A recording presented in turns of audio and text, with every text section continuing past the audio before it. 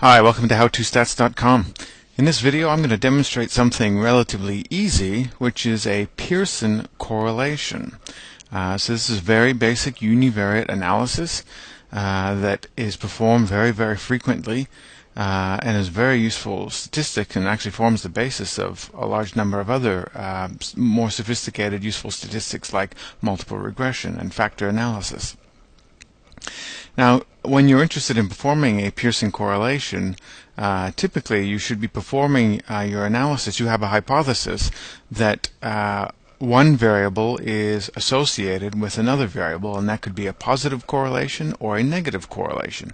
And a Pearson correlation is one method of estimating the association between two variables that are scored on a interval or ratio level.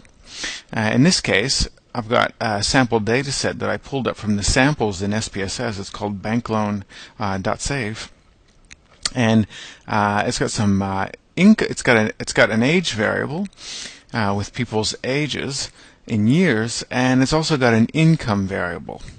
And my hypothesis is that older people will tend to have larger incomes. So I'm expecting a positive correlation between age and income. As age increases, income increases. So to calculate a Pearson correlation, go into Analyze, Correlate, Bivariate, and you put your age variable into the variables box, and household income in thousands, income, goes into that box. Now, in the bottom here, we've got correlation coefficients, and Pearson is the default, which is checked, and there's also a couple of other ones, and I'll do separate videos on those. We got test of significance, two-tailed, and flag significant correlations, and that just means it's going to put an asterisk next to the correlation if it's statistically significant. That's not especially useful when you're only doing with a single correlation, but when you have a correlation table, it does become more useful. So I click OK.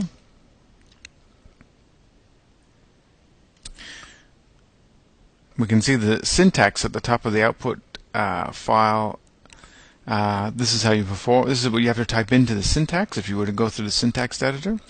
And we have the correlation table right here, and this is actually the totality of the output.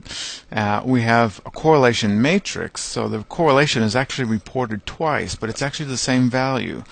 It's the same estimate of the same effect. So age in years correlated with household income in thousands is 0.476, and there are two asterisks here, and you can see at the bottom of the table two asterisks. Correlation is significant at the significant at 0.01 level.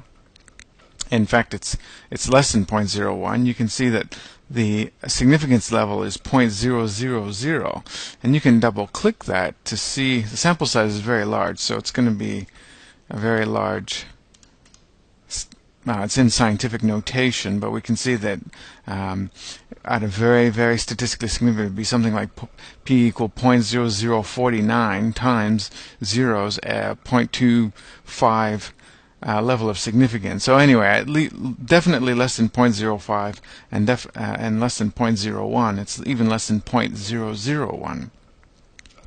And the final piece of information is the sample size. So we get the correlation to 3 decimal places. Usually you'd only ever report a correlation at 2 decimal places. You got the significance level, p less than 0.001, and you have the sample size of 850, and it's duplicated. That information is duplicated here.